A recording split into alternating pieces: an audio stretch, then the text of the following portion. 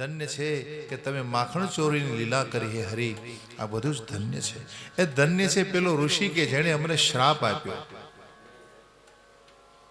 આ પ્રસંગને આધારે એક વ્રજવાસી કવિએ આ આખું ભાગવત ચોપાઈમાં લખ્યું છે. જેમ રામકથાની ચોપાઈ કેમ હોય એમ વ્રજવાસી કવિ છે, લાલ કવિ કરીને. બહુ જૂનો ગ્રંથ છે મારી પાસે, બહુ જૂનો. પાના અડો ને તે તૂટી જાય, ધ્યાન રાખવું પડે. બહુ સાચવીને રાખ્યો છે, અપ્રાપ્ય વસ્તુ છે.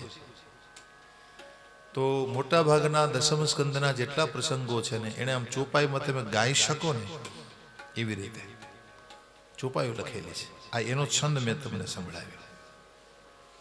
ઘણી બધી ચોપાઈ હું કથામાં ગાઉં છું. તો એનું નામ છે લાલ કવિ. કોઈ વ્રજવાસી કોઈ કવિ છે, તો એમણે દશમ સ્કંદમાં જે લીલાઓ ભગવાને કરીને એ બધી, જેમ ગોસ્વામીજીએ કેમ રામાયણની ચોપાઈઓ લખી છે એવી રીતે એમણે ભાગવત ઉપર ચોપાઈઓ લખી છે દશમ સ્કંદની. તો વિનંતી કરી, મહારાજ સારું કર્યું, આપે અમને શ્રાપ આપ્યો. નારદજીના શ્રાપને કારણે અમને આપનું દર્શન થયું છે. હવે અમારી એક જ માંગ છે કે અમારી વાણી આપના ગુણગાન કરે, અમારા કાન આપની કથા સાંભળે, અમારા હાથ છે આપની સેવા કરે, અમારી જીભ આપનું સ્મરણ કરે અને અમારું મસ્તક હે જગન્નિવાસ આપના ચરણોમાં વારંવાર નમસ્કાર કરે. બંધાયેલી હાલતમાં શ્રી હરિએ આ બંનેને કહ્યું કે મારા ઋષિએ મને બધી હકીકત કહી છે. તમને શ્રાપ આપવાનું કારણ એ છે કે તમે બંને લક્ષ્મીને કારણે આંધળા થઈ ગયા હતા. વધારે પડતી સંપદા માણસને મળી જાય ને એટલે અંધ થઈ જાય છે. યશ્રી મદાંધમ યોર્વાઘવીર વિભ્રંશોનુગ્રહ કૃત. હકીકતે તો તમારી ઉપર મારા ઋષિ અનુગ્રહ કર્યો છે, કૃપા કરી છે. સાધુનું ચિત્ત સમચિત્ત હોય છે અને એને કંઈ તમારું નુકસાન કરવાની કંઈ ઈચ્છા નહોતી, પરંતુ એણે શ્રાપ આપ્યો એટલે તમને મારું દર્શન થયું છે. જો એ શ્રાપ ન આપે તો બ્રહ્માદિ દેવોને પણ હું દેખાતો નથી, હું એને દર્શન આપતો નથી. તો હવે એક કામ કરો, તમે તમારે ઘેર જઈ શકો છો. હવેથી તમે શ્રાપમાંથી મુક્ત છો. અને હે નલકુબર, હે મણિગ્રીવ, તમે તમારા ઘેર જાઓ અને સંજાતો મય ભાવો, તમારા ભાવને મારામાં જોડેલો રાખજો અને તમારા ઘરમાં રહીને મારું ભજન કરજો. ભગવાને પરિક્રમા કરી અને બંને કુબેર પુત્રો જંગમતુર્દિશમ ઉત્તરાન, ઉત્તર દિશા की ओर चले. સુખદેવજી વર્ણન કરે છે કે જેવા એ બંને ઉડીને ગયા ને એટલે તરત જ વૃક્ષો નીચે પડી ગયા. જોરદાર અવાજ આવ્યો છે. ગોપાનંદ આદિ શ્રુત્વા દ્રુમયો પતતોરવમ. દ્રુમયો પતતોરવમ, દ્રુમ એટલે વૃક્ષ, વૃક્ષને પડવાનો અવાજ આવ્યો એટલે નંદ બાબા દોડીને આવ્યા. અરે એ ક્યાં હો ગયા? વૃક્ષો પડેલા છે, વચ્ચે કૃષ્ણ છે. કૃષ્ણને પૂછ્યું, તમને કોણે બાંધ્યા કૃષ્ણ? ભગવાને કઈ જવાબ ન આપ્યો, પણ આજુબાજુ મિત્રો હતા ને, બાબા માને બાંધા હે, યશોદાજીને. અમુક ગોપીઓને ખબર પડી તો યશોદાજીને ઠપકો આપવા માટે ગઈ. યશોદાજીને કહે, તમે કૃષ્ણને આટલું બધું કષ્ટ શું કામ આપો છો? યશોદાજી મૌન થઈ ગયા, રડી રહ્યા છે, કશો જ જવાબ આપતા નથી. દેખો પ્રેમની પરિભાષા એક જ છે, મૌન અને આંખમાં આંસુ. એની આંખમાં આંસુ આવે અને પછી મૌન થઈ જાય. આ જ પ્રેમનું લક્ષણ છે. તો ભગવાન સુખદેવજી વર્ણન કરે છે કે બાદમાં ભગવાન પધાર્યા, યશોદાજીની ગોદમાં બેઠા છે અને શ્રી યશોદાજીની આંખના આંસુ લૂછ્યા છે. માં આપ રડશો નહીં હે માતા, અને આશ્વાસન આપ્યું છે. માં યશોદાજી કનૈયાને કહે છે, કનૈયા તમે મોટા થાવ ને ત્યારે આ વાતને યાદ નહીં કરતા કે મેં તમને બાંધ્યા હતા. અરે મહા, તમારો પૂરો અધિકાર છે મારી ઉપર સંપૂર્ણ હક છે આપણો. આ રીતે યશોદાજીને સાંત્વના આપી છે. અને પછીનો પ્રસંગ આમાં વર્ણવે સુખદેવજી કે નંદ ગોકુલમાં એક બોરવાળી સ્ત્રી રહેતી હતી. બોરવાળી સ્ત્રી હતી. એ પોતાના પાકા પાકા બોર બગીચામાં હોય ને એ વીણી લાવે અને એના ટોપલા ભરી ભરી અને વેચવા જાય. એના મનની એવી ઈચ્છા હતી કે ભગવાનનું મને દર્શન થાય, પરમાત્માને હું પ્રાપ્ત કરી શકું, મને એનો સ્પર્શ થાય, આવી એની કામના હતી. એટલે રોજ વેચવા નીકળે, પુકાર કરે, કોઈ બોર લ્યો, કોઈ બોર લ્યો. कृणिहि बहु फलान कृणिहि बहु पुकारे कृणिहि એટલે વેચવા આવી છું कृणिहि નો અર્થ વેચવું હું વેચવા આવી છું ફળ વેચવા આવી છું કોઈ બોરલ્યો કોઈ બોરલ્યો કોઈને ફળ લેવા છે આમ પુકાર કરે તો ભગવાન તરત જ હાથમાં ધાન્યનો ખોબો ભરીને આવ્યા બોરવાળી સ્ત્રીને કીધું કે લો માં આને તમે તમારી ટોપલીમાં લઈ લો અને એના બદલામાં મને બોર આપો ધાન્ય ટોપલીમાં લીધો અને એના બદલામાં બોર આપ્યા અને હરિનું દર્શન કરતા પેલી સ્ત્રી જોતી જ રહી ગઈ હરિના રૂપનું દર્શન કરવામાં ધ્યાનમાં ડૂબી ગઈ છે દેખો પ્રભુનું રૂપ એવું છે કે એક વખત એને જોયા પછી તમને કંઈ બીજું જોવું ગમે નહીં આ સંસાર તમને નશ્વર લાગે મિથ્યા લાગે એક વખત જેણે આત્માને જોઈ લીધો એને આ બધા શરીરો હાડપિંજર સિવાય કંઈ નથી આ સંસાર આખો રાખ જેવો છે યાને પરમાત્માનું દર્શન કર્યા પછી સત્યને નિહાળ્યા પછી આ સંસારમાં બધું જ અસત્ય તમને દેખાશે કારણ કે માયાનું સર્જન છે માયા પોતે મિથ્યા છે માયા નશ્વર છે એ મિથ્યા છે તો બ્રહ્મ સત્ય જગન મિથ્યા ભગવાન જ સત્ય છે અને એક વખત એને અનુભવ્યા પછી જ તમને ખ્યાલ આવે કે આ બધું જૂઠું છે આ બધું ખોટું છે આ પ્રકારે આ બોરવાળી સ્ત્રી છે એણે હરિને જોયા પછી એને સમાધિ લાગી ગઈ છે અને સમાધિ ભાવમાં પોતાને ઘેર ગઈ ભગવાને એના ઉપર કેવી કૃપા કરી સવારમાં જ્યાં ઉઠીને જોવે છે તો જે ટોપલામાં ભગવાને પોતાને હાથે ધાન્ય મૂક્યું હતું ને એ રત્નોમાં ફેરવાઈ ગયા આખી ટોપલી રત્નોથી ભરાઈ ગઈ આવી કૃપા કરી અને હરિએ જન્મ જન્મનું દારિદ્ર્ય એનું નષ્ટ કરી નાખ્યું ભગવાને જન્મ જન્મ ફલે પુર્યદ રત્ને ફલ ભાંડમ પૂરી છે જો ભાઈ હરિના હાથના ધાન્યની ટોપલીમાં જાય ને પરિવર્તિત થઈ જાય રત્નોના રૂપમાં એમાં તો કોઈ આશ્ચર્ય હોય જ નહીં પણ હું તમને 50-60 વર્ષ પહેલાની એક સાચી ઘટના કહું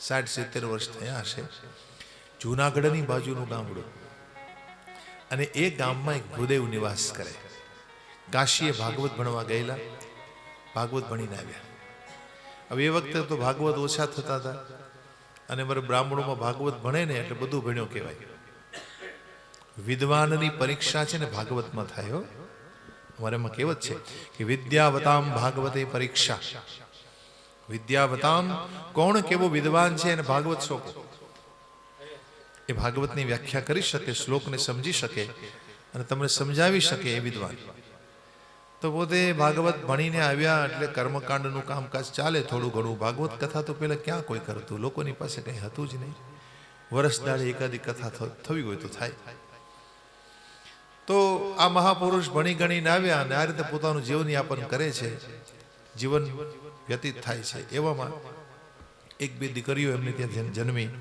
છોકરીઓ મોટી થઈ પરણાવવાનો સમય આવ્યો જીવન ચાલી રહ્યું છે એટલે એમના ધર્મપત્નીએ કીધું કે તમે યજમાનોમાં જઈને કંઈક થોડાક પૈસા લઈ આવો ને અને પહેલાં તો શું હતું બ્રાહ્મણ યજમાનમાં જાય યજમાનોના ઘેરે જાય તો યજમાનને ઘેરે શું છે 1-1 મહિનો રોકાઈને આખા મહિનાનો 1 રૂપિયો એક યજમાન આપે તો આખો મહિનો રોકાય તો 30-35 રૂપિયા લઈ અને ઘેરે આવે મારા પોતાના દાદા એમ કરતા હા અમારે યજમાનના આખા ગામ છે જૂનાગઢની બાજુમાં બધા જે હંસપરા પરમાર જે કહેવાય ને હંપરા પરમાર કણિયા કુંભાર અમારા યજમાન અમે એના ગોર છે કુળગોર તો ધણફુલિયા ગામ છે બાજુમાં પછી એક બીજું ગામ છે હું તો કોઈ ગયો નથી મને કંઈ યાદ નથી રહ્યું એક ગામ છે ધણફુલિયા જૂનાગઢની બાજુમાં તો એક કલાણા ગામ છે તો ચાવડા અટકના ટાક અટકના હા ટાક અટક જેની હોય યજમાનો તો અમારા દાદા ત્યાં જાય ને આખો મહિનો રોકાય ને તો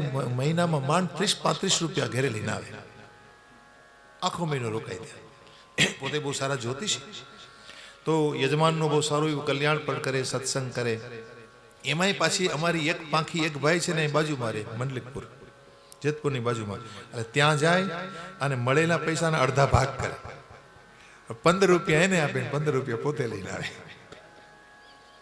આવી નિષ્ઠા હતી તમે જો એમ નહીં કે મેં કામ કર્યું એટલે હું જ લઈ લઉં હાલે તારા યજમાન છે અડધા પૈસા તારા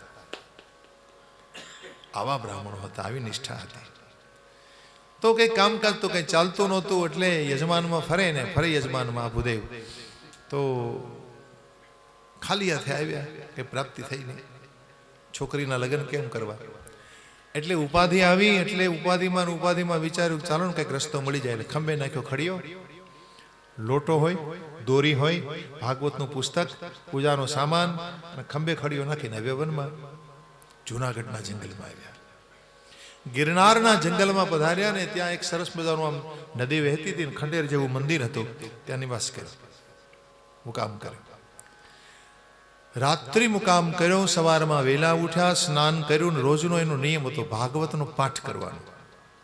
ભાગવતનો રોજ 5 અધ્યાય 10 અધ્યાયનો એનો રોજનો નિયમ, પોતે પારાયણ શરૂ કર્યું. ત્યાં એક મહાપુરુષ સામે આવીને બેસી ગયા. ઊંચી પડછંદ કાયા, લાલ ઘૂમ આંખો, મોટી દાઢી અને જટા છે, માનો કોઈ બુઝુર્ગ હોય, ઘણી બધી વર્ષની ઉંમરના હોય, આવા યોગી પુરુષ સામે આવીને બેસી ગયા. 10 અધ્યાયનો ક્રમ પૂરો થયો એટલે મહારાજે પુસ્તક બંધ કર્યું. કહ્યું, ભૂદેવ, આ ભાગવત તમને જો અનુકૂળ હોય તો મને વધારે સંભળાવો ને. બાપજી તમે સાંભળશો, મારો રોજનો નિયમ છે 10 અધ્યાયનો. બાપજી એક વિનંતી છે મારી ભૂદેવ, કે મને પૂરેપૂરા 335 અધ્યાય સંભળાવી દો, પૂરેપૂરી કથા મને સંભળાવો. ભૂદેવે વિચાર કર્યો, આમે કઈ કામ ધંધો છે નહીં, દિવસો વિતાવવા છે, અને આ યોગી કથા સાંભળે છે કોઈ પણ, જે સાધુ પુરુષ હોય, તો એમાં મને શું વાંધો છે? અચ્છા ચલો સુનો. 3.5-4 દિવસમાં આખું ભાગવત સંભળાવ્યું. આખી કથા સાંભળી, પૂરી થઈ. કથા પૂરી થઈને પછી આમણે પોતાના ખડિયામાંથી આંબળાના ફળ કાઢ્યા. આંબળાના ફળો કાઢીને પછી કે લ્યો ભૂદેવ, તમારી જોડી લાવો આ બાજુ જરાક, લ્યો એમાં નાખી, આ તમારી દક્ષિણા. કથા મફત તો સંભળાય નહીં, એટલે આ તમારી દક્ષિણા કહીને એને ખડિયામાં નાખી દીધા. અને પછી કીધું, સીધા ઘેરે જતા રહો, ક્યાંય રખડશો નહીં, ક્યાંય ભટકશો નહીં, ભાગવતનો પાઠ રોજ કરજો.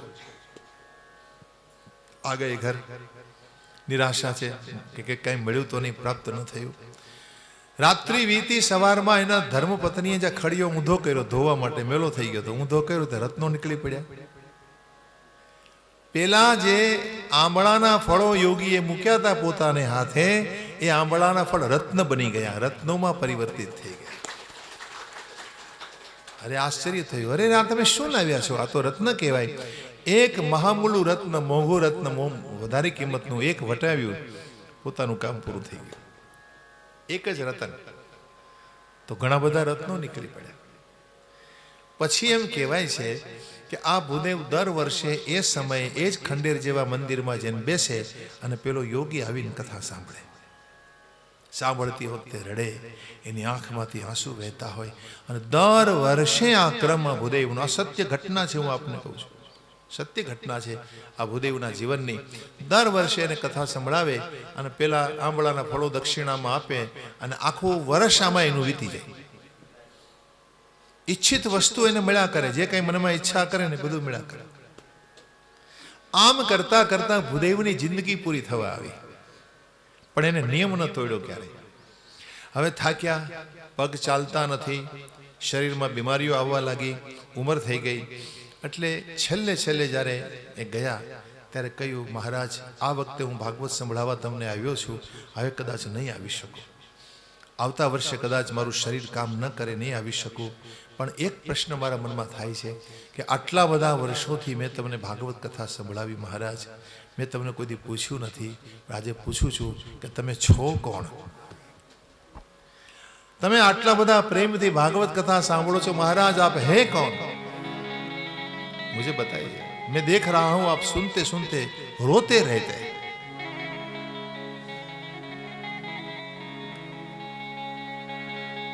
પેલો યોગી પુરુષે, ભૂદેવ તમારે મને આવું ન પૂછવું જોઈએ,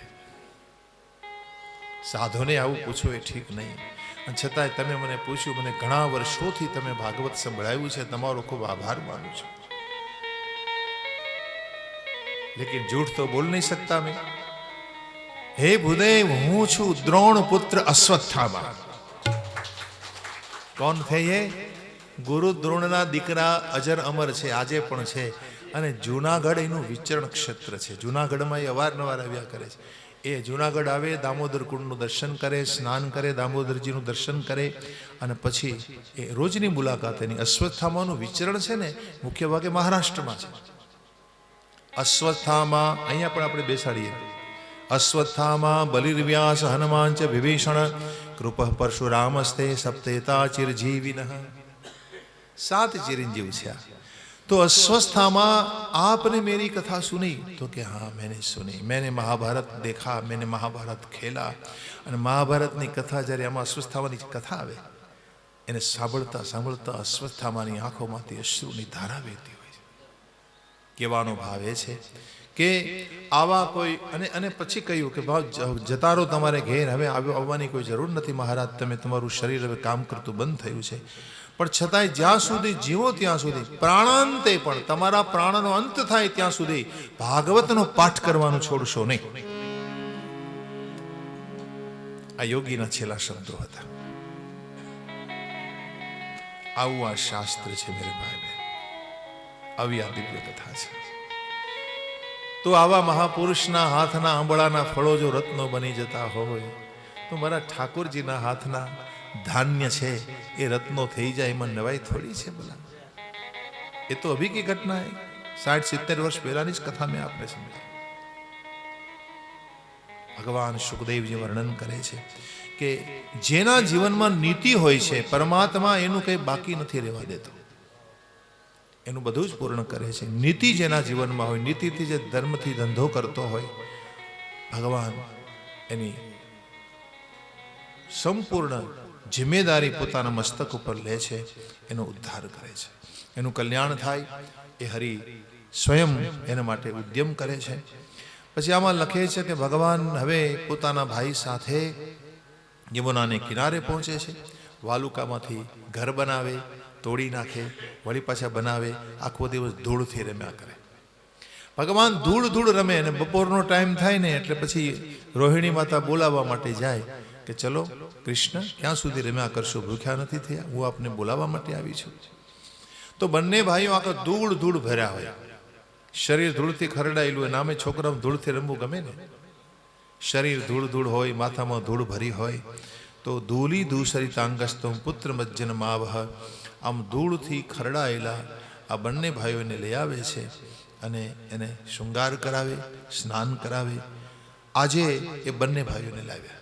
देखो आज शब्द है ने धूली दूसरितांगस्त्वम, दरेक अंगो धूल थी खरडायेला छे. आ शब्द गोस्वामी तुलसीदास जी रामायण में लीधो छे. हूँ मारी कथा में घणी वार कहूं कि राम कथा में भागवतना 700 मंत्र छे. केटला मंत्रो रामायण में? भागवत जी ना 700 श्लोक गोस्वामी जी रामायण में लीधा छे. હવે અહીંયા શબ્દ જો ધૂલી દૂસરિતાંગસ્તમ પુત્ર મજ્જન્માવહ, ધૂળથી ખરડાયેલા ભગવાનના અંગોને સ્નાન કરાવીને સ્વચ્છ કર્યા અને ભગવાને શણગાર કરાવ્યો. આ જ શબ્દ ગોસ્વામીજી ચોપાઈમાં લખે છે. ધૂસર ધૂરી ભરે તનુ આયે, ધૂસર ધૂરી ભરે તનુ આયે, धूसर धूरी भरे तनु आए, धूसर धूरी भरे तनु आए. भूपति बिहसी गोद बैठाए, भूपति बिहसी गोद बैठाए.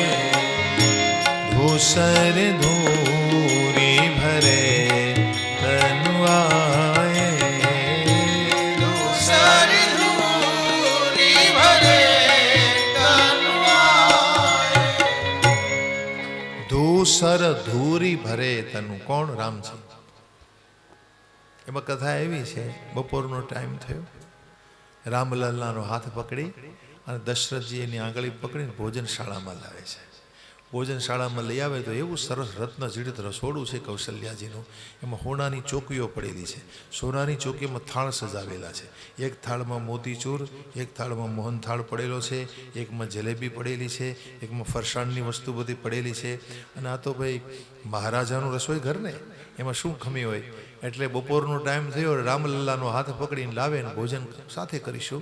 રામલલ્લાને સાથે લઈને દશરથજી પધારે, આસન ઉપર બેઠા. રામલલ્લાને બેસાડે ને પોતે આમ ભોજનનો થાળ સામે મૂક્યો, બ્રહ્માર્પણ કરી અને ભોજનના થાળમાંથી ભોજન લઈ અને ચટપટા ફીકા પદાર્થો હોય ને, જે ખારા ચટપટા બાળકોને ભાવે, એટલે એ ચટપટા પદાર્થોમાં એક કોળીઓ લઈને રામના મુખમાં મૂકે. રામ ભોજન કરે છે. રામ આ રીતે ભોજન કરે, વળી બીજો કોળીઓ મૂકે. રામ વારે વારે બહાર જોયા કરે છે. બહાર શું કામ જોતા હતા? 2 જણા રામની રાહ જોઈને બેઠા હતા, 2. અને આમ વારે વારે આમ ડોકું કાઢ્યા કરે કે રામ અમારા માટે કંઈક પ્રસાદ લાવે તો કેવું સારું. પોતે એકલા જમે છે તો અમારા માટે પ્રસાદ. કોણ હતા 2? કાગભૂષુંડજી કાગડાના રૂપમાં અને હનુમાનજી બંદરના વેશમાં. દોનો પ્રતીક્ષા મેં હૈ, રાહ જોવે છે વારંવાર. અને ભગવાનને એના ભક્તોની બહુ ચિંતા હોય છે. ભગવાને વિચાર કર્યો કે ભાઈ મારા ભક્તોને મારે પ્રસાદ કેમ આપવો, એટલે આ મોકો શોધે. પણ આ તો મર્યાદા છે ને, પિતાજીની મર્યાદા કેમ લાંઘી શકે? મર્યાદાને કેમ ત્યાગવી? ભોજન કરતાં કરતાં ઊભું કેમ થવું? પરંતુ ભગવાનથી રેવાયું નહીં, ભક્તના પ્રેમને વશ થઈ. એટલે આમ અચાનક પૂરીનો ટુકડો હાથમાં લઈને કીધું, પિતાજી અભી આ રહા હું મેં, અભી આયા. અરે અરે રામ કાં જા રહે હો? બાપુજી હમણાં જ આવું છું. રામ દોડ્યા, દોડીને બહાર આવ્યા. બહાર આવીને જ્યાં ઊભા રહ્યા ને ત્યાં બંને સામે આવી ગયા. બંદર કે રૂપ મેં હનુમાનજી, કૌવે કે રૂપ મેં કાગભૂષણજી. બંનેને અડધો અડધો ટુકડો આપ્યો. ભગવાનનો હેઠો પ્રસાદ બંનેને મળ્યો, કૃતાર્થ હો ગઈ દોનો. દેખો, પરમાત્માનું જૂઠન મળી જાય, ઈશ્વરની જૂઠન પ્રાપ્ત થઈ જાય, આનાથી મોટી આ સંસારમાં કોઈ વસ્તુ બીજી કઈ છે? ભગવાને પોતાનો પ્રસાદ આપ્યો. પછી ભગવાન એની સાથે રમવા લાગ્યા. બંદર કે સાથ, કોએ કે સાથ ખેલને લગે. આ બાજુ મહારાજજી બેઠા છે, રાહ જોઈને કે રામ આવે પછી જ ભોજન શરૂ કરું. અધૂરું ભોજન મૂકીને જતો રહ્યો છે. तो कौशल्या जी, अरे क्यों बैठे? अरे राम चला गया, मुझे छोड़कर कहीं बाहर गया, जाओ तुम लेकर आओ. कौशल्या जी बाहर आवे छे. चलो ना बेटा राम, यहाँ आप खेल रहे हैं, आपके पिताजी आपकी प्रतीक्षा में है. नहीं माँ, मुझे नहीं आना है, मुझे भूख नहीं है, मुझे खेलने दो. नहीं, बंदर बड़ा अच्छा है, एक कौवे के साथ मुझे खेलने दो. भगवान ने मनाई करी, मुझे नहीं आना.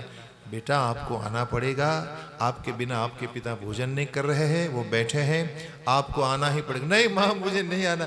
छोकरा नो आવું એટલે હાથ પકડીને માં ઢસડે ને, આમ ઢસડે. નો આવું હોય ને એટલે છોકરો આમ શરીર આમ ઢાળી દે. એટલે માં એને ઢસડીને લઈ આવે. એમ રામને જ્યાં ઢસડીને લાવ્યા ને તો આખા શરીર ઉપર ધૂળ લાગી ગઈ.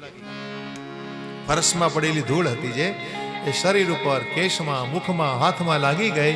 અને એ સ્થિતિમાં રામલલ્લાને લઈને યશોદાજી ત્યારે ગોસ્વામીજી લખે છે, ધૂસર ધૂરી ભરે તનુ આયે, ધૂસર ધૂરી ભરે તનુ આયે, ભૂપતિ બિહસી ગોદ बैठाए, भूपति बिहसी गोद बैठाए, दूसर दूरी भरे तनु आए, दूसर दूरी भरे तनु आए, भूपति बिहसी गोद बैठाए, भूपति बिहसी गोद बैठाए, दूसर दूरी भरे तनु आए, दूसर दूरी भरे तनु आए. दूर दूर खरड़ाયેલા હાલતમાં લઈ આવ્યા કૌશલ્યાજી અને ભગવાનને પોતાની ગોદમાં લીધા. આવો બેટા રામલલ્લા, બેઠો મેરી ગોદ મેં. પોતાની સોનેરી દુપટ્ટાથી રામના મુખને સાફ કરી આપ્યું દશરથજીએ. પોતે દુપટ્ટો પહેર્યો હતો ને એકદમ સોનેરી દુપટ્ટો હતો અને એ દુપટ્ટાથી ભગવાનના મુખને સાફ કરી આપ્યું. અચ્છા ચલો ભોજન પૂરું કરો. રામલલ્લાનું ભોજન પૂરું કરાવ્યું. પછી હાથ ધોવડાવ્યા. હાથ ધોવડાવવા માટે નોકરનું કામ ઇન્દ્ર કરતા હતા. ઇન્દ્ર મહારાજા જારેજી લઈને આવ્યા, લો પ્રભુ હાથ ધોઈએ. હાથ ધોડાવ્યા પછી પાનનું બીડું આપે ને દીવાનખંડમાં આવ્યા તો પાનનું બીડું હાથમાં પાનદાની લઈને નારદજી ઉભા છે. લ્યો પ્રભુ, નારદજીએ પાનદાનીમાંથી પાનનું બીડું આપ્યું. ભગવાનને પાનની બીડી આપો રોજ. ધરાવો છો? પાનની બીડી ધરાવો ને ભગવાનને, ઠાકોરજીને, તમને લક્ષ્મીજી આપે ભગવાન. પાનનું બીડું ધરાવો ને ભગવાનને તો લક્ષ્મીજી આપે ભગવાન તમને. તો પાનનું બીડું આપ્યું. પછી નારદજી કે પ્રભુ આપકા પ્રસાદ થોડા દીજીએ ના. એટલે ભગવાને અડધું પાન ખાઈને અડધું એને આપ્યું. લ્યો, अड़धू आधा पान चबाया और आधा दिया नारद जी को. नारद जी कृतार्थ हो गए. मतलब કે આ બધાય દેવતાઓ પરમાત્માની લીલાનું દર્શન કરે છે અને ભગવાનનો પ્રસાદ પ્રાપ્ત કરવા માટે અયોધ્યામાં નિવાસ કરે છે. આ એ હરિ આજ કૃષ્ણ બનીને આવ્યા છે. રામ और कृष्ण में अंतर कहाँ भला.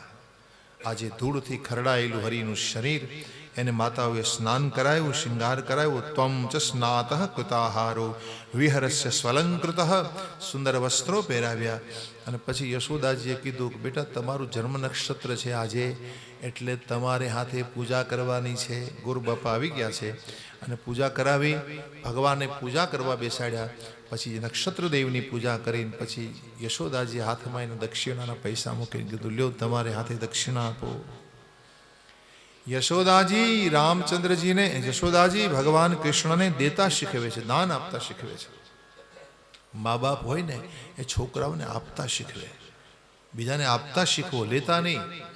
એના હાથમાં કંઈક મૂકો ને કહો કે ચલો અહીંયા ધરો, આ પ્રકારે નિવેદન કરો. છોકરાઓને આવા સંસ્કાર આપવા પડે છે અને તમારે ટેવ પાડવી પડે છે. નહીં તો છોકરાઓને એમ જ ખબર પડે કે બસ લેવાય, બસ દેવાય નહીં. હા, તો યશોદાજી આ રીતે સંસ્કાર આપે છે અને એ સંસ્કારને કારણે ભગવાન શ્રી કૃષ્ણ મહાન દાની બન્યા છે. મહાન દાની છે ભગવાન શ્રી કૃષ્ણ. એ માતા યશોદાજી સંસ્કાર કેવા આપ્યા હશે તો સુખદેવજી વર્ણન કરે છે. એ દિવસ વીત્યો. હવે એ રાત્રિના એક મીટિંગ રાખી હતી.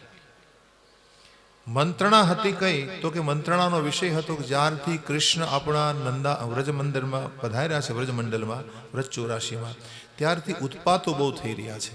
કેટલાય અસુરો આવે છે, કેટલાય રાક્ષસો આવ્યા. તો ઉત્પાતો થવાનું શું કારણ છે? એક કારણ શોધવાનું છે આપણે. એટલે નંદ બાબાના એક ભાઈ હતા ઉપનંદ. ઉપનંદે સલાહ આપી કે જો તમે મારું માનો તો મારો એવો મત છે કે આપણા કનૈયાને આ ભૂમિ સાથે લેણું નથી, લેણ દેણ નથી ને એટલે આવું થાય છે. શું કરવું? તો કે આપણે ઠેકાણું બદલી નાખીએ, આપણે સ્થાન બદલી નાખીએ. આજે પણ તમારે કોઈ સ્થળાંતર કરવું હોય, તમારું ગામ છોડવું હોય તો જ્યોતિષીને પૂછો કે ભાઈ આણંદ જવું છે, લેણું છે? અમદાવાદ જવું છે, લેણું છે? તો લેણું પૂછો તમે જ્યોતિષીને કે હા લેણું છે, તમારે જાઓ તો જાઓ તમે.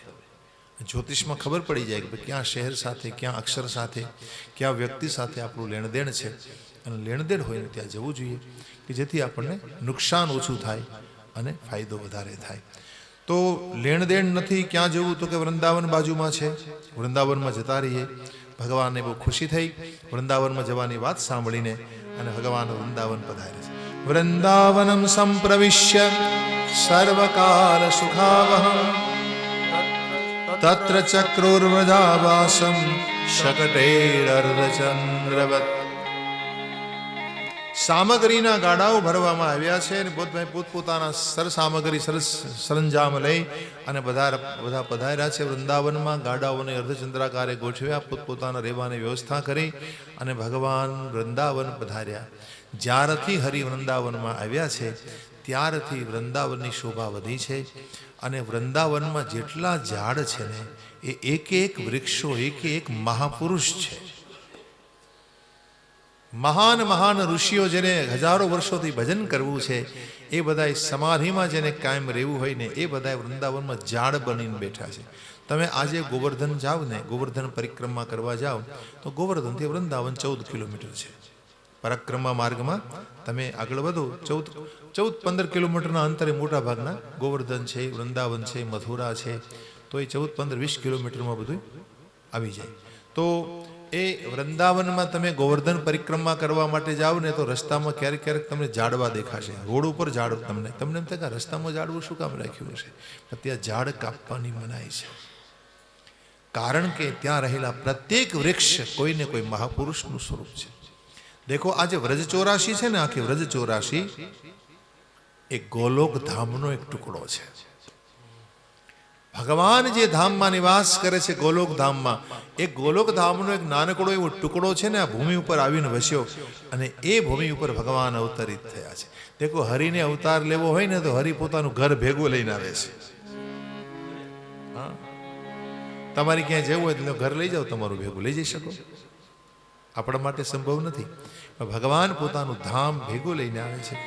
એટલે હરિને ખબર છે વૃંદાવનના વૃક્ષો, પ્રાણી, પશુ, પક્ષી, ગોપ, ગોપી, આ બધા મહાન મહાન પુરુષો, કોઈ દેવ છે, કોઈ દેવતાઓ છે, કોઈ ઋષિ છે, હરિની લીલાનો ભાગ અહીંયા બધો પ્રકટ થયો છે. હરિના નિજ પરિકરને ભગવાને બધાને વસાવ્યા છે. હરિને ભજનારા આ બધા ઋષિમુનિઓ છે ને, એ બધા વૃંદાવનમાં પધાર્યા છે. જો આજે તમે વૃંદાવનમાં જાઓ ને તો વૃંદાવનને આમ ભૌતિક દ્રષ્ટિએ તમે જુઓ તો તમને એમ થાય કે અહીંયા આવા લોકો કેમ વસતા હશે. તો એવી શંકા ન કરવી, એવી શંકા ન કરવી. ત્યાં તો માણસો તો ઘણા પ્રકારના હોય ને ભાઈ. ત્યાં ચોરેય તમને મળે, લૂંટારાય મળે, ઠગ પણ મળે, બધાય તમને મળે. પરંતુ આપણે એને જોવાના નથી, આપણે તો હરિની લીલા ભૂમિને જોવાની છે. વ્રજ છે ને એ હરિની લીલા ભૂમિ છે. યમુનાજી સાક્ષાત હરિનું ભક્તિ સ્વરૂપ છે. તો યમુનાજીને જોઈને મનમાં થાય, અરે જો તો ખરા યમુનાજીનું જળ કેટલું ગંદુ છે. એ નહીં વિચારવાનું. એ તો સમયાનુસાર બધું જ થયા કરતું હોય છે ભાઈ, પણ એના ઉપર દ્રષ્ટિ નહીં કરવાની. દ્રષ્ટિ ક્યાં કરવાની? યમુનાજી શું છે જુઓ તમે. યમુનાજી એ પરમાત્માનું ભક્તિ સ્વરૂપ છે. યમુનાજી એ રાધા કૃષ્ણનું દ્રવ સ્વરૂપ છે. જેમ ગંગા એમ જ યમુના છે. તો કહેવાનો ભાવ એ છે કે સાક્ષાત યમુનાજી જે કાલિંદી સ્વરૂપે, જે ભગવાનની પટરાણી છે, એ સ્વરૂપે યમુનાજી ત્યાં બિરાજ્યા છે. એટલે આધ્યાત્મિક દ્રષ્ટિએ વિચાર કરવાનો, અધિભૌતિક દ્રષ્ટિએ નહીં. નહીં તો તમને દોષ દેખાય કે ભાઈ અહીંયા તો આમ છે ને, અહીંયા દર્શન કરવા જાય તમને લૂંટી લીધા, ને અહીંયા દર્શન કરવા જઈએ તમને ખખેરી નાખ્યા, અહીંયા આટલી ફી લીધી ને. તો ભાઈ તો તમારે દેવું હોય તો દેવું, ન દેવું તો ક્યાં તમને કોઈ પરાણે કહે છે. પણ વિચાર એવો નહીં કરવાનો કે અહીંયા આમ કેમ છે. ત્યાં ઠાકોરજી પધાર્યા છે, ભગવાને ત્યાં લીલા કરી છે અને હરિની લીલા ભૂમિ છે. બસ આ જ આપણી દ્રષ્ટિમાં હોવું જોઈએ, તો તમને આનંદ આવશે દર્શન. એ તો દર્શનનો આનંદ નહીં આવે. અને બીજી વાત કે વ્રજમંડલમાં આજે પણ ભગવાન બિરાજે છે. આજ ભી વહાં ભગવાન હૈ. આજે તમને ખબર નહીં હું શું કહું આપને, એવા કેટલાય સંત પુરુષો અહીંયા નિવાસ કરે છે. આજે તમે ગોવર્ધન જાઓ તમને ખબર પડે, ગોવર્ધન પરિક્રમા કરનારા, દંડવતી પરિક્રમા કરનારા તમને બહુ મળશે. સતત ચાલુ જ હોય પરિક્રમા. તો ગિરિરાજ સાક્ષાત ઠાકોરજી છે. સાક્ષાત ઠાકોરજી શૈલનું રૂપ ધારણ કર્યું. શૈલને જેને, આ પહાડને જેને ઉપાડ્યો, એ ભગવાનની લીલા ભૂમિ છે. તો વૃંદાવન પ્રિય છે પ્રભુને. એક એક વૃક્ષોને ભગવાને માથ ભરી છે, બધા સાથે ભગવાને વાતો કરી છે. પરમાત્માએ સરસ મજાને વેણુ બનાવી, વેણુ નાદ કરે, વેણુ વાદન કરે છે અને આ પ્રકારે બધા સાથે આનંદમગ્ન બને. હરિની આ લીલા છે એનો બધાય દર્શન કરે છે. હવે યમુનાની તીરે ભગવાન આ રીતે વિચરણ કરે છે. વત્સ ચારણ લીલા ભગવાને શરૂ કરી, વાછરડાઓને લઈ અને ચારણ કરવા માટે જાય છે. હવે એ દરમિયાન શું થયું? એક વત્સાસુર નામનો અસુર આવ્યો. વત્સાસુરે વાછરડાનું રૂપ લીધું છે અને આવીને તોફાન કરવા લાગ્યો. તોફાને ચડ્યો એટલે ભગવાને એની બાજુમાં બોલાવી અને એના પગ પકડીને ફેરવીને પછાડી દીધો. શિલા ઉપર પટક્યો, શરીરમાંથી પ્રાણ નીકળી ગયા. હરિ એનો નાશ કર્યો છે. દ્વારિકાધીશ વત્સાસુરનો ભગવાને નાશ કર્યો. વત્સાસુરનો અર્થ છે અંધશ્રદ્ધા. જો ભાઈ ભગવાનને શરણે તમે જાઓ એટલે ભગવાન તમારી અંધશ્રદ્ધા નષ્ટ કરે છે. અથવા તો વત્સાસુર એટલે અજ્ઞાન. જે અજ્ઞાન મને તમને પીડા આપતું હોય, દુઃખ આપતું હોય, પ્રભુને શરણે જવાથી. શરણે કેમ જવું? તો કે કથા સાંભળવી એનું શરણ લીધું કહેવાય, જપ કરવો એનું શરણ લીધું કહેવાય, ધ્યાન કરવું એનું શરણ લીધું કહેવાય, ગુરુ સેવા કરવી એનું શરણ લીધું કહેવાય. તો એના શરણે તમે જાઓ એટલે ધીરે ધીરે ધીરે ભગવાન તમારું અજ્ઞાન નષ્ટ કરે છે. અજ્ઞાન એટલે શું? ખોટી ભ્રામક માન્યતાઓ જે આપણી હોય, જે આપણને ભ્રમિત કરતી હોય, આપણા મનને દુઃખી કરતી હોય, આવી બધી માન્યતાઓ, એને અજ્ઞાન કહેવાય. ખોટું જ્ઞાન જેને કહેવાય, વિપરીત જ્ઞાન, કે જે આપણા કંઈ કામમાં આવતું નથી, ઉલટાનું દુઃખ આપે આપણને બસ. તો ભગવાનનું ભજન કરવાથી આ ખોટું જ્ઞાન નષ્ટ કરે છે. હરિ આ લીલા એમણે એટલા માટે કરી છે. હવે ફરીથી એક વખત બકાસુર નામનો અસુર બગલાનું રૂપ ધરીને આવ્યો અને સહસા ભગવાન પાસે આવી ગયો. પોતાની ચાંચમાં ભગવાનને લેવાની કોશિશ કરી. ભગવાને પોતાનું રૂપ વધાર્યું અને એને ચીરી નાખ્યો. ફરી દેવતાઓએ દુદુંબીઓ વગાડ્યા. દ્વારિકાધીશની ફૂલોની વૃષ્ટિઓ થવા લાગી. દેખો ભગવાન કંઈક ને કંઈક આ લીલા કરે ને એટલે દેવતાઓ ફૂલોની વૃષ્ટિઓ કરે, જય જયકાર કરે છે. અને હાંજનો સમય ભગવાન ઘેર જાય ને એટલે ભગવાનની સાથે રહેલા જે ગોપ બાળકો હોય ને હવના મા બાપને વાત કરે, આજે કનૈયાએ એક મોટા અસુર બનીને આવેલા વાછરડાને માર્યો, આજે કનૈયાએ કોઈ બકાસુરનો વધ કર્યો. રોજે રોજ કાનુડાના પરાક્રમની ગાથા એના માતા પિતાને સંભળાવે. કોઈને કોઈ પરાક્રમ હરિનું રોજનું હોય છે. તો બકાસુરનો અર્થ છે દંભ. દંભ દેખો, પરમાત્માનું ભજન કરનારાના દંભનો ભગવાન નાશ કરે છે. દંભ એટલે દેખાડો. તમે બહારી દેખાડો કરો ને, મોટા ભાગના લોકો છે ને ભક્તિની શરૂઆત છે ને કરે એમાં દંભ જ કરતા હોય, દેખાડો કરતા હોય. શરૂઆતમાં દંભ કરે પણ તમને એ ખબર નહીં હોય કે ખોટી ખોટી ભક્તિ કરતા કરતા તમારી ભક્તિ સાચી થઈ જાય છે. હા, તમે ખોટી ખોટી ભક્તિ કરો ને શરૂઆતમાં બધા ખોટી ભક્તિ જ કરતા હોય. કંઈક ને કંઈક સ્વાર્થ હોય આપણો ને એટલે આપણે ભજન કરતા હોઈએ.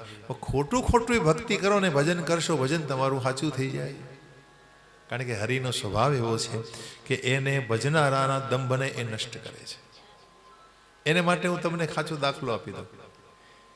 એ કાશીમાં 80 ઘાટથી શરૂ કરી, 80 ઘાટ પેલો ઘાટ, 80 ઘાટથી શરૂ કરીને મણિકર્ણિકા સુધી 80 ઘાટ છે. કેટલા?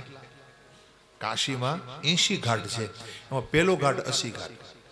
હવે એમાં એક 80 ઘાટમાં ગોસ્વામી તુલસીદાસજી નિવાસ કરતા હતા. કાશીમાં રહ્યા ને ઘણો સમય, જેણે રામાયણ લખ્યું ગોસ્વામીજી, તો એ પોતે નિવાસ કરતા હતા. એની બાજુમાં એક રામજી મંદિર હતું. એમાં સીતારામ બિરાજતા હતા. સીતારામ લક્ષ્મણજીનો વિગ્રહ હતો. હવે એનો પૂજારી હતો ને એ બહુ દંભી હતો.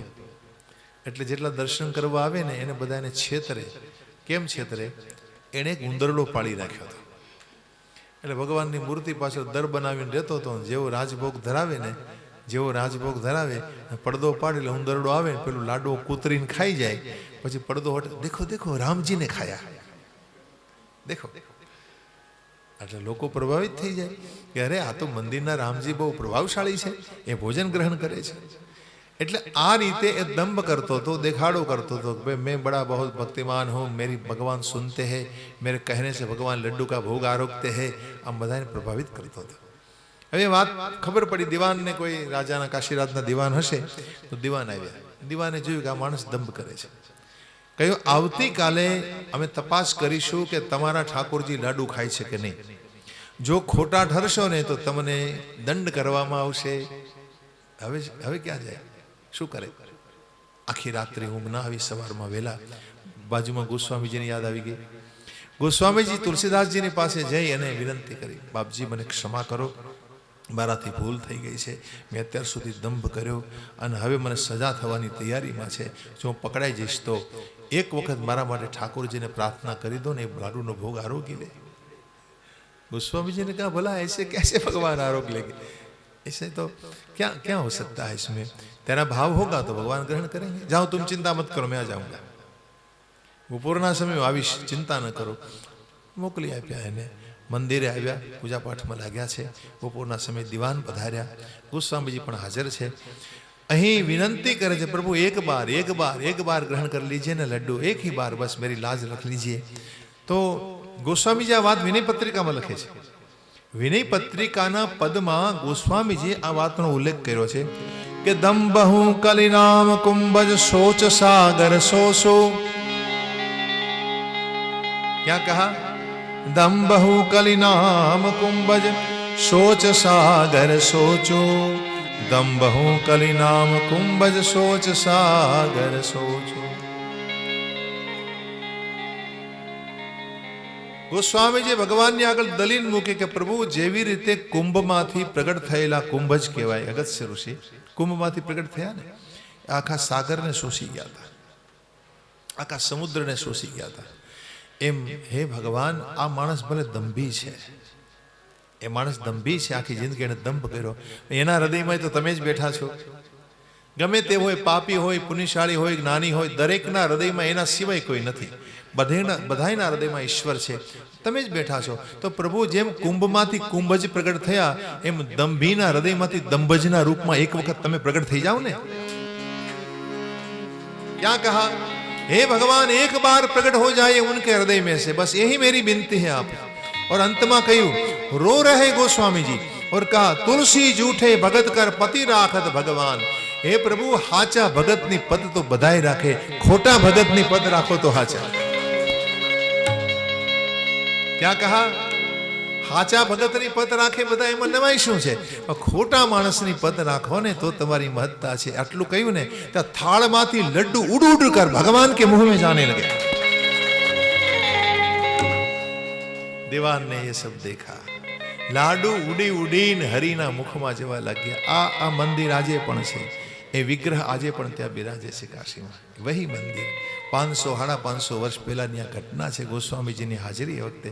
અને આ ઘટનાનો ઉલ્લેખ એણે વિનય પત્રિકાના પદમાં કર્યો છે કે શરૂમાં માણસ ભક્તિમાં ભલે દંભ કરતો હોય, પણ આ ઘટના ઘટ્યા પછી આ માણસની ભક્તિ સાચી થઈ ગઈ, આ માણસનું ભજન સાચું થઈ ગયું. એટલે દંભથી પણ જેમ તમે શરૂઆતમાં ભક્તિ કરતા હો, ચિંતા ન કરશો, પરંતુ ધીરે ધીરે તમારી ભક્તિમાં સત્યતાનું દર્શન થવા લાગશે. એટલે કે ભગવાને દંભાસુરનો નાશ કર્યો. હરિનો સ્વભાવ છે કે તમે ગમે એવા અવગુણો લઈને એની પાસે જાઓ ને, તમારા અવગુણનો નાશ કરે છે. આ હરિનો સ્વભાવ છે. કોઈ પણ અવગુણ લઈને પણ એની પાસે ટકી રહેવું જોઈએ. બસ પરમાત્મા સાથે ટકી રહો ને, એની બાજુમાં રહો ને, એટલે કોઈ ને કોઈ પ્રકારે તમારા અવગુણનો નાશ કરે છે. તો બકાસુરનો નાશ કર્યો છે. અને હવે આમાં કહે છે કે હરિ હવે ફરી પાછા વનમાં જાય, એ વખતે વાંસળી વગાડે, ખેલકૂદ કરે, મલકુસ્તીના દાવ કરે છે, હંસની જેમ નાચે, વેણુનો નાદ કરે, કોયલની જેમ કુંજન કરે છે, પોતાના પડછાયા સાથે નૃત્ય કરે. અને આ રીતે ભગવાને અનેક પ્રકારે નૃત્ય ગાન કર્યા છે. મોર નાચતો હોય ને હરિ નાચે, हंसनी जेम भगवान चाले, ऐसा यहाँ लिखा गया है. भगवान हाथ में वेणु कर ले અને વેણુ વાદન કરે છે અને બધાને એટલો આનંદ આપે છે. સુખદેવજી આમાં એવી સરસ વાત લખે છે કે ભગવાને માયાનો આશ્રય લઈ અને નર શરીર ધારણ કર્યું. માયાનો આશ્રય લઈને માયા સ્થિતાનામ નરદારકેણમ સાકમ વિજહરુણ કૃત પુણ્ય પુંજા. આ માયાનો આશ્રય નર શરીર ધરી અને ભગવાને જે લીલાઓ કરી છે, આ લીલાઓનું દર્શન કરવાનો આનંદ જે ગોપોને મળે છે, જેને બ્રહ્મસુખ કહેવાય. બ્રહ્મસુખ કહેવાય. એ તો ભાઈ બ્રહ્માજીને પણ આ દર્શન ન મળે. તો ઇત્થમ સતામ બ્રહ્મ સુખાનુભૂત્યા દાસ્યમ ગતાનામ પરદેવતેના. આ બધા જ દેવતાઓ હકીકતે ગોપ બધા છે ને, દેવતાઓ છે. આ કેટલા બધા ભાગ્યશાળી હશે કે હરિના આ દિવ્ય રૂપનો એને અનુભવ થઈ રહ્યો છે, એનું દર્શન કરે છે. કૃતપુણ્ય પુંજા, આ બધાના પુણ્ય કેટલા બધા હશે, આવું સુખદેવજી લખે છે. તો હરિ આ રીતે લીલા દ્વારા બધાને આનંદ આપે છે. અને હવે એક વખત એક મોટા અજગરનું રૂપ લઈ અને અઘાસુર આવ્યો. મિત્રોએ કહ્યું કે ભગવાનને કે કનૈયા, આ મોટું અજગર જેવું દેખાય છે, એના મુખ ગુફા જેવું દેખાય છે, કાલે તો હતું નહીં, તો આપણે ચાલો એની નજીક જઈએ. એના મુખના દ્વારને જોયું તો અજગર દેખાયો, અજગર જેવું મોટું રૂપ ધરી અને આસુર બેઠો હતો. એટલે મિત્રો કહે કનૈયાને, કનૈયા એના મુખમાં આપણે પ્રવેશ કરીશું? આ તો બધા સાહસી લોકો છે. ભગવાને કીધું જરૂર કરો, પણ એક કામ કરો, કર તાડનેર યયુહુ, તાળીઓ પાડતા જાઓ અને સાથે સાથે કીર્તન કરતા જજો એના મુખમાં પ્રવેશ કરતી વખતે. આમ શા માટે કહ્યું ભગવાને? કારણ એ હતું કે અઘાસુર છે, પાપ છે. પાપ રૂપી અજગરના મુખમાં તમે જ્યારે પ્રવેશ કરો છો, એ વખતે તમને એક જ વસ્તુ બચાવે, હરિનામ સંકીર્તન. ભગવાનના નામ સિવાય પાપથી તમારું કોઈ રક્ષણ કરી શકે નહીં. એટલે ભાઈ જો આપણાથી તો પાપ થયા જ કરવાના છે, પાપથી બચવું તો બહુ કઠિન છે. એટલે પાપથી જો બચવું હોય તો હરિનામ સિવાય કોઈ ઉપાય નથી. ગોસ્વામી તુલસીદાસજી વિનય પત્રિકાના એક પદમાં લખે છે કે તમે ગમે એટલું પાપ કરશો, ગમે એટલું પુણ્ય કરશો, પાપમાંથી બચી નહીં શકો. ગોસ્વામીજી લખે છે, કરત હિ સુકરે તન પાપ સિરાહે,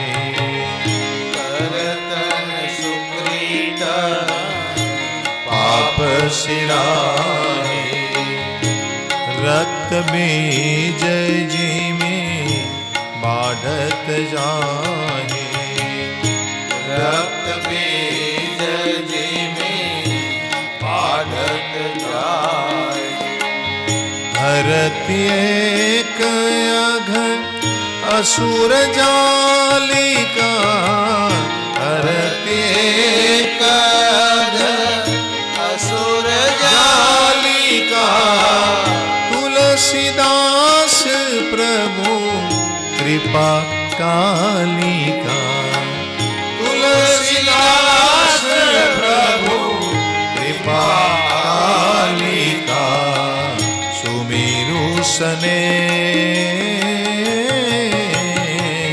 सहित सीतापति सुमेरु सने सहित सीतापति राम शरण तजी नाहिन आनी गति राम शरण तजी नाहिन आनी गति सुमेरु सने सहित सीतापति सुमेरु सने सहित सीता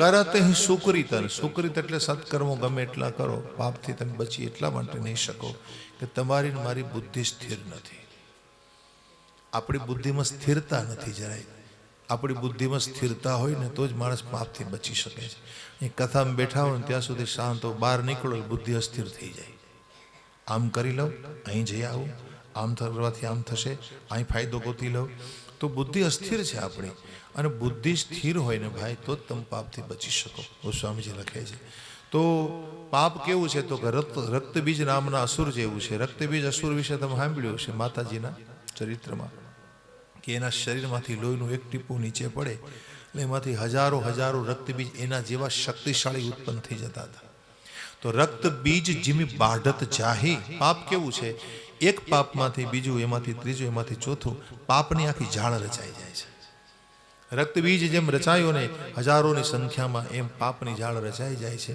એક પાપમાંથી અનેક પાપ પણ રક્તબીજને કોણે માર્યો તો કહે રક્તબીજને માર્યો કાલિકાએ ગૌરીએ આજ્ઞા કરી કાળીને કીધું કે તમારું મુખ પોળું કરો એને ખપ્પર બનાવો અને માં કાળી રક્તબીજ કો ચબા ગઈ એક પણ બુંદ લોહીનું નીચે ન પડવા દીધું નીચે પડે તો બીજા પેદા થાય ને એમાંથી એમ રક્તબીજને કાલીએ માર્યો એમ ભગવાનની કૃપા જો કાળિકા બનીને આવે તો જ પાપરૂપી રક્તબીજનો નાશ થાય કોણ મારે પાપને તો કહે ભગવાનની કૃપારૂપી કાળિકા હરિની કૃપા મળી જાય ને ભાઈ તો જ તમે પાપથી બચી શકો છો તો કૃપા કેમ મેળવવી એટલે પેલા કહી દીધું સુમેરુ સને સહિત સીતાપતિ સુમેરુ સને સહિત સીતાપતિ રામ શરણ તજી નાહિન આની ગતિ રામ શરણ તજી નાહિન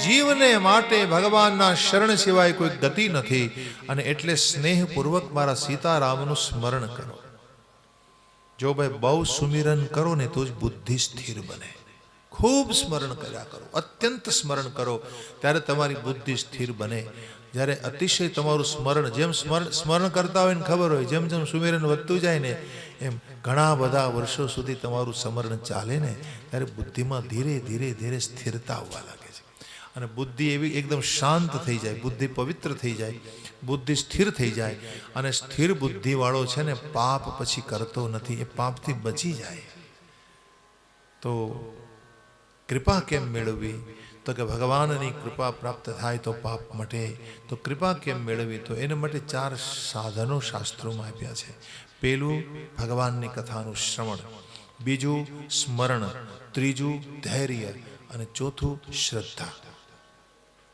4 વસ્તુ જીવનમાં જરૂરી છે. પરમાત્માનું શ્રવણ કરવું, કથાનું સ્મરણ કરવું, શ્રદ્ધા રાખવી અને જીવનમાં બહુ ધીરજ રાખો, ધૈર્ય રાખો. આ 4 વસ્તુથી કૃપા તમને મળ્યા વિના રહેશે નહીં. તો આ રીતે કૃપા થાય તો માણસ પાપથી બચી શકે. આવા બધા રહસ્યો છે આ કથાના. અને હવે ભગવાને મિત્રોને પ્રવેશ કરવાનું કહેતા એ અઘાસુર હરિની રાહ જુએ છે. અને બીજી બાજુ અઘાસુરે પોતાનું મોં બંધ કર્યું ભગવાનનો પ્રવેશ થતા. ભગવાને પોતાનું સ્વરૂપ વધાર્યું છે. અઘાસુરનો પ્રાણ રૂંધાયો, શરીરમાંથી પ્રાણ તત્વ નીકળી આકાશમાં ઊભું રહ્યું. આમાં લખે છે અઘાસુરનું પ્રાણ તત્વ આકાશમાં પ્રતીક્ષા કરે છે. પ્રતીક્ષખે અવસ્થિતમ વિશ્વ નિર્ગમમ વિવેશ. પ્રતીક્ષા કરે છે આકાશમાં કે ભગવાન મારા મૃત શરીરમાંથી બહાર આવે ને તો પછી હું એમાં પ્રવેશ કરું. એટલે ભગવાને અઘાસુરનો પ્રાણ નીકળી ગયા પછી એના મૃત શરીરમાંથી બહાર આવ્યા. પછી મિત્રો બધા મૃત્યુ પામ્યા હતા એ ઝેરી શ્વાસને કારણે, અઘાસુરના અજગરના શ્વાસને કારણે. એટલે ભગવાને બધાને જીવાડી દીધા પોતાની અમૃતમય દ્રષ્ટિથી. અને પછી બહાર આવી. જેવા હરિ બહાર આવ્યા એટલે પ્રાણ આકાશમાં રાહ જોતો હતો ને ભગવાનમાં મળી ગયો. જેવો ભગવાનમાં મળ્યો એટલા બધા દુદુંબીઓ વગાડ્યા દેવતાઓ, એટલા બધા ફૂલોની વૃષ્ટિઓ કરી, બ્રહ્મલોક સુધી અવાજ સંભળાયો. દ્વારિકાધીશ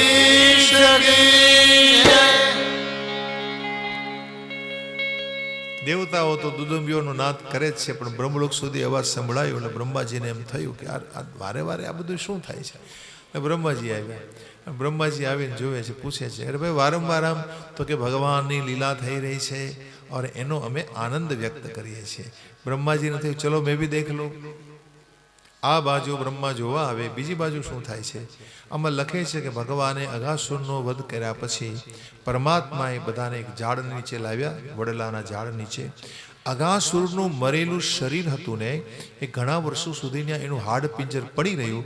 અને ગોપ મિત્રોને સંતા કુકડી રમવાનું ઠેકાણું થઈ ગયું એવું આમાં લખ્યું છે. સતાઈ જાય ને આપણે સંતા કુકડી રમીએ ને તો સંતા કુકડી રમે છે આ બધા છોકરા. વ્રજો કસામ બહુ તીથમ બબુવા ક્રીડ ગહવરમ. તો આ રીતે ક્રીડા વધારે રમત રમે છે બાળકો મિત્રો. ભગવાને આ લીલા કરી કુમાર અવસ્થામાં. અઘાસુરને ભગવાને માર્યો ત્યારે ભગવાન કેવડા છે? 5 વર્ષના છે, 5 વર્ષથી નાના છે. પરંતુ રોજે રોજની વાત બાળ મિત્રો કરી લે પોતાના મા બાપને. આ લીલાની કથા, આનું વર્ણન ગોપ મિત્રો 1 વર્ષ પછી કર્યું. યાને પૌગંડાવસ્થામાં કર્યું. 6ઠા વર્ષમાં ભગવાન પ્રવેશી ગયા ત્યારે એમણે આ લીલાની વાત કરી. એટલે રાજાના કાન ચમક્યા. મહારાજ ठहरिए ठहरिए, मेरे मन में प्रश्न है. हे ब्रह्मन, इतना कालांतर क्यों हुआ?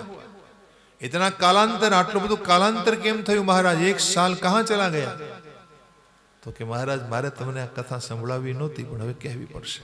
સુનિએ, રહસ્યમય કથા છે. ભગવાને જે દિવસે અઘાસુરનો નાશ કર્યો તે દિવસે ભગવાન મિત્રોને લઈ અને વડના ઝાડ નીચે આવીને બેઠા.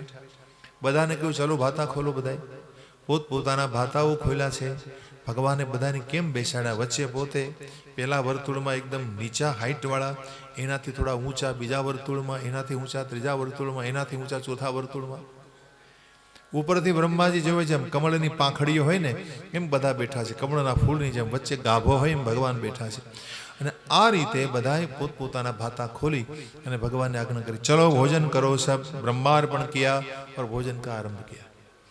ભોજનના સમય ભગવાન કેવા દેખાય છે એનું આમાં વર્ણન છે. આ શ્લોક છે ને બહુ બહુ સુંદર શ્લોક છે. બિવ્રદ વેણુ જઠર પટયો શૃંગવેત્રે ચ કક્ષે વામે પાણો મૃષુણ કવલમ તત્ફલાયંગુલીષુ તિષ્ઠન મધ્યે સપરિસુરદો આસયન નર્મ વિશ્વે સ્વર્ગે લોકે મિશતિ બુભુજે યજ્ઞ ભુગ બાલકે. ભગવાને પોતાનું ભાતું ખોલ્યું. પછી એમાંથી જે સારી સારી વસ્તુ હતી ને, ચીકણી ચીકણી વસ્તુ બધી પોતાના હાથમાં લીધી. બધી બિભ્રદ વેણુ જઠર પટયો. પછી પોતાના ડાબા હાથમાં વામે પાણો મૃસુણ એટલે ચીકણું, કવલ એટલે કોળિયો, દહીં ભાત માખણ બધું એક હારે હાથમાં લીધું. પછી તત્ફલા અંગુલીશું અથાણા આપ્યા હતા યશોદાજીએ. ગરમરનું અથાણું હતું, ભરેલું મરચું હતું, ગોળ કેરી હતી, આ બધું અથાણું હોય ને, આમાં એક એક ચીરીયું આમાં વચ્ચે મૂક્યું. અહીંયા ગોળ કેરી મૂકી, અહીંયા ગરમર મૂકી, વધારે નામ તો મને નહીં આવડે, ઘણા બધા હોય. ભરેલું મરચું મૂક્યું, પછી એકાદું કેરીનું બટકું મૂક્યું, એટલે એક કોળીઓ પોતાના મુખમાં મૂકીને અથાણાનું બટકું ભરે. વારે વારે લેવાનું નહીં હાથમાં, બધું હાથમાં જ, એક જ હાથમાં. વામે પાણો મરસુણ કવલમ તત્ફલાયંગુલીશુ. આ રીતે ભગવાન ભોજન કરે છે. તત્ફલા વૃંદાવનમાં અથાણાને ફળ કહેવાય છે. ત્યાં એને આચાર નથી કહેતા, ફળ કહેવાય છે. તત્ફલાયંગુલીશુ. और इस प्रकार भगवान भोजन कर रहे हैं અને આમ આનંદ આપે. ભગવાન છે ને પોતાનું એઠું જૂઠું પોતાના મિત્રોને આપે છે અને મિત્રોનું એઠું પોતે ખાય છે. બ્રહ્માજી આ દ્રશ્ય જુએ છે અને વિચાર થયો કે ભાઈ ભગવાન એઠું જૂઠું ખાઈ રહ્યા છે. અરે ये छोटा सा बालक भगवान कैसे हो सकता है. देखो बुद्धि भमी જાય હો ભાઈ. બ્રહ્માજી બુદ્ધિના દેવ છે અને ભગવાનની આ લીલાનું દર્શન કરતા કરતા બુદ્ધિ ભ્રમિત हो गई. ब्रह्मा जी सोच में पड़ गए क्योंकि मस्तिष्क से सोचा, इस आदमी ने बुद्धि से सोचा. भगवान की आराधना हृदय से होती है, भाव से होती है.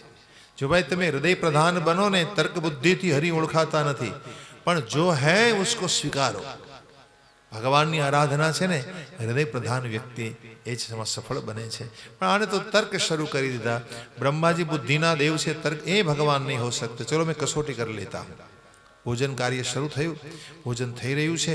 હવે એ દરમિયાન બ્રહ્માજીએ શું કર્યું, દૂર જઈ રહેલા વાછરડા ચરતા ચરતા દૂર જતા રહેલા ભગવાને એને અદૃશ્ય કરી દીધા. બ્રહ્માજીએ એ કોઈ ઠેકાણે છુપાવી દીધા. કોઈ મિત્રોએ કીધું કનૈયા વાછરડા બહુ દૂર જતા રહ્યા, ચલો तुम चिंता मत करो, तुम भोजन કરો અને હાથ મોં ધોઈને આડે ફડકે થાવ, થોડા વિરામ કરો, હમણાં હું શોધીને લાવું છું. એટલે ભગવાન એમને હાથમાં કોળીઓ લઈને ખાતા ખાતા ચાલ્યા. કોળીઓ હાથમાં જ, એક કોળીઓ હાથમાં લઈ લીધો, જેમ કેમ છોકરો નિશાળે ભણીને આવ્યો હોય અને પછી ભૂખ્યો થયો ને માંડવીનું ખિસ્સું ભરે, માંડવીનું શીંગ હોય ને એનું ખિસ્સું ભરીને એક ખિસ્સામાં ગોળનો ગાંગડો રાખે અને પછી રમતો રમતો છોકરાએ રમતો રમતો ખાય, માંડવીનું ફલતો જાય ને ગોળનો ગાંગડો ખાતો જાય. એમ ભગવાને હાથમાં રાખ્યું. આ રીતે કોળીઓ લઈ દોડે બહાર આવે.